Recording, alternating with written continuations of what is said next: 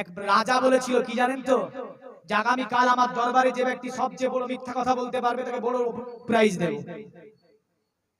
একজন এসে বলছে, হুজুর নদীর ধার দিয়ে আসতেছিলাম, দেখলাম নদীতে পানি ধরে গেছে, নদীতে আগুন ধরে গেছে।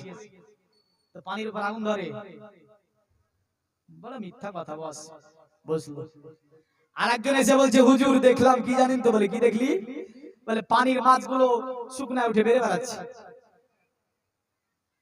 বলে বস এটা মিথ্যা কথা। আর একজন এসেছে, এসে বলছে, হুজুর দেখলাম এক জায়গায় 10টা মেয়ে বসে আছে, চুপচাপ আছে, একটা কথা বলে না। তো বলছে সবচেয়ে বড় মিথ্যা কথা এটা,